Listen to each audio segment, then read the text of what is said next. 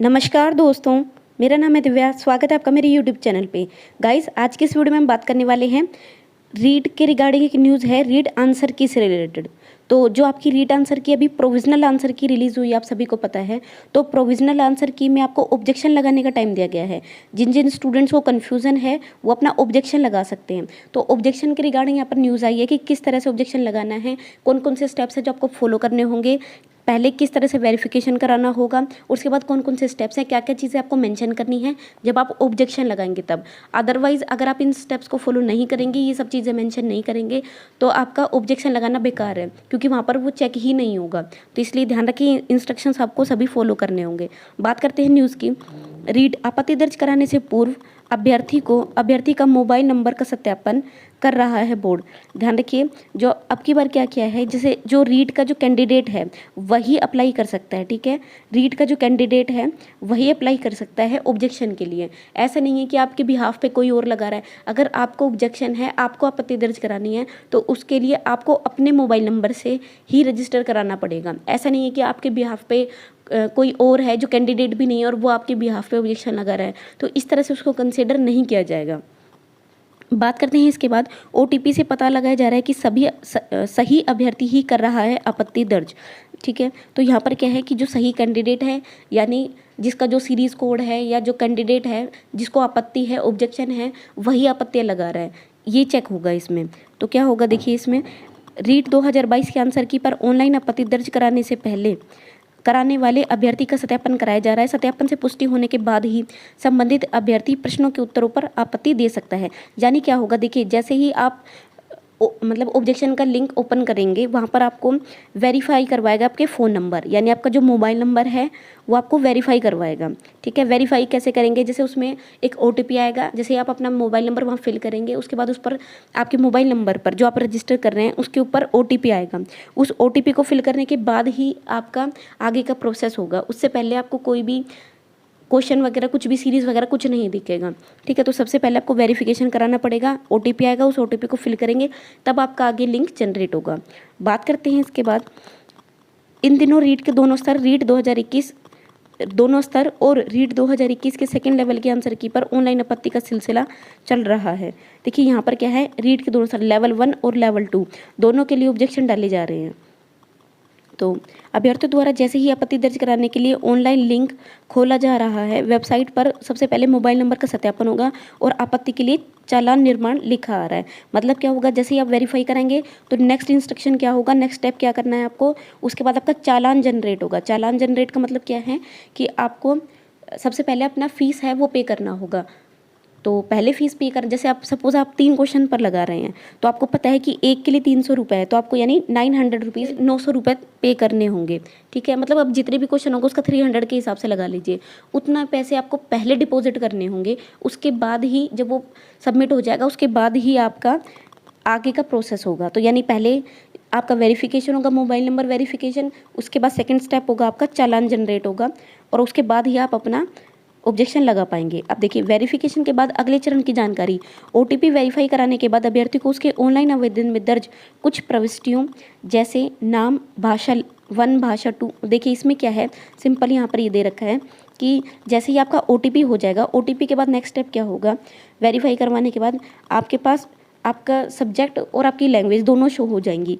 ठीक है, जैसे सबसे पहले आपका नेम होगा, नेम के बाद आपका डिटेल्स जो फिल करनी है, तो सबसे पहले नेम फिल करना होगा, उसके बाद लैंग्वेज 1 यानी भाषा 1 आपको फिल करनी होगी, उसके बाद लैंग्वेज 2 फिल करनी होगी, जो भी आपने उसमें डाली है, यानी जो भी आपने अपने एग्ज़ाम में जो भी आप अपना आंसर शीट में फिल करके आए हैं वही आपको यहाँ पर मेंशन करना है।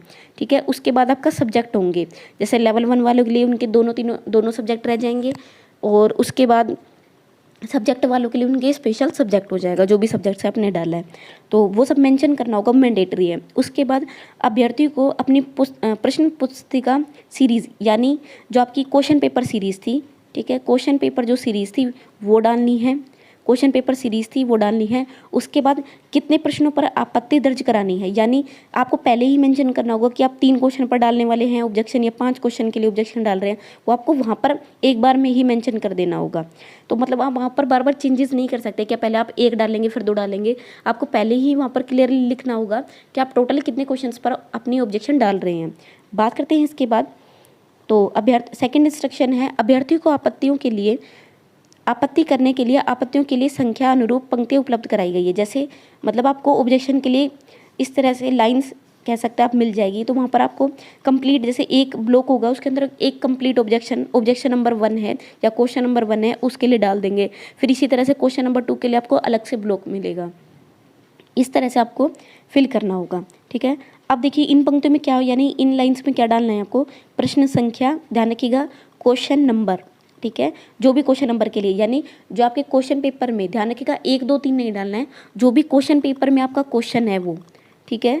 जो भी क्वेश्चन पेपर के अंदर जो क्वेश्चन डाला गया है, जैसे सपोज 21 नंबर क्वेश्चन पर आप ऑब्जेक्शन डाल रहे हैं, आपके क्वेश्चन पेपर में नंबर है 21, तो आपको 21 नंबर ही डालकर वहाँ पर अपना ऑब्जेक्शन, अपनी आपत्ति और प्रूफ डालने हैं, ठीक है। ऐसा नहीं करके 1 2 3 4 कर देंगे, आपको जो क्वेश्चन है वही लिखना है, यहाँ पर क्वेश्चन नंबर सेम होना चाहिए। तो क्वेश्चन नंबर लिखना है, पहला स्टेप क्वेश्चन नंबर। सेकंड है रेफरेंस बुक का कवर पेज। रेफरेंस बुक का कवर पेज मतलब जिस भी, जैसे आप एनसीईआरटी की बुक से लगा रहे हैं या किसी भी ऑथेंटिक बुक से लगा रहे हैं, तो उसका कवर पेज, उसकी फ़ोटो डालनी है, ठीक है। बुक का कवर पेज जिसमें पुस्तक का नाम, अब देखिए फ्रंट पेज पर क्या होना चाहिए, फ्रंट पेज पहला पेज होगा, कवर पेज, उस पर क्या होना चाहिए, बुक का नाम होना चाहिए। सेकंड राइटर का नाम होना चाहिए, नहीं लेखक का नाम होना चाहिए। तीसरा उसके प्रकाशक का नाम होना चाहिए, यानी पब्लिशर का। नेक्स्ट इनमें पुस्तक का संस्करण, यानी कौन से ईयर की है वो, सेशन है वो डालना पड़ेगा, ठीक है। और पढ़ने योग्य मतलब अच्छे तरीके से साफ साफ दिखना चाहिए उसके ऊपर, ठीक है। तो आप इसको लिख भी देंगे कि कौन कौन से संस्करण का क्या है, अपने राइटिंग में लिख भी देंगे उसमें। और साथ ही साथ जब आप उसका फ़ोटो जब आप क्लिक करेंगे ऑब्जेक्शन डालने के लिए, तो ध्यान रखें कि उसमें आपका पेज नंबर भी आना चाहिए, और फ्रंट पेज का जो, जैसे फ्रंट पेज है तो उसका पूरा आना चाहिए कंप्लीट, जो इन्होंने इंस्ट्रक्शंस बताई हैं, जो डिटेल बताई है वो सब उसके अंदर दिखनी चाहिए साफ साफ, ठीक है। नेक्स्ट है पुस्तक का वह पृष्ठ जिसमें अभ्यर्थी के मतानुसार उत्तर लिखा गया है। यानी इसमें क्या करना है, जो भी आपका अब जो आंसर होगा जिसकी आप फोटो लगा रहे हैं, ठीक है, तो उसकी फ़ोटो क्लिक करनी है, उसमें उसका पेज नंबर दिखना चाहिए, ठीक है। साथ में जहाँ भी पूरे पेज में जहाँ भी आंसर लिखा है उसको आप अंडरलाइन करेंगे, ठीक है। आपको आंसर को अंडरलाइन कर देना है, आंसर को क्या करना है, अंडरलाइन करना है, जिससे कि हाईलाइट हो जाए कि आपका ये आंसर है, ठीक है। तो उत्तर को रेखांकित करते हुए प्रश्न संख्या मैंने आपको बता दिया, जेपीजी फॉर्मेट में डालनी है, ध्यान रखिएगा, जेपीजी फॉर्मेट में डालनी है, अपलोड करना है। अभ्यर्थियों को रीड कार्यालय द्वारा जारी प्रोविजनल आंसर की का संबंधित प्रश्न का उत्तर अंकित करना होगा।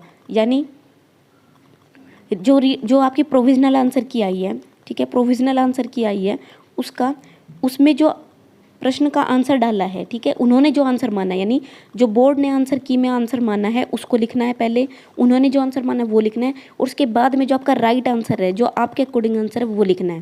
ध्यान रखिएगा, सबसे पहले आपको लिखना है जो उनके अकॉर्डिंग आंसर है, और फिर नीचे लिखना है कि भाई ये आंसर आपने माना है ये गलत है और हमारे हिसाब से ये आंसर है, ठीक है। इस तरह से आपको डालना है, तो दर्ज कराना है, ठीक है। तो ये है इंस्ट्रक्शन जो आपको फॉलो करने हैं। तो ये न्यूज़ देनी थी आपको।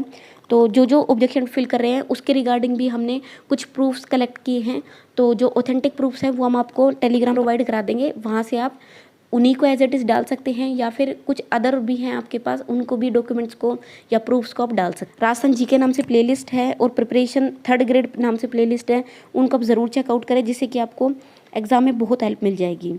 तो और अगर बात करें हम अपने रिज़ल्ट की, तो अभी तक जिनका मेरे पास कमेंट आया उनके बहुत अच्छे रिस्पॉन्स है, 120, 115, 117, 108 इस तरह से मार्क्स अच्छे बनकर आ रहे हैं, तो उनको काफ़ी हेल्प मिली है। तो आप भी चैनल को ज्वाइन कर ले, जिससे कि आपको भी हेल्प मिले आगे के लिए। So thank you so much, bye bye.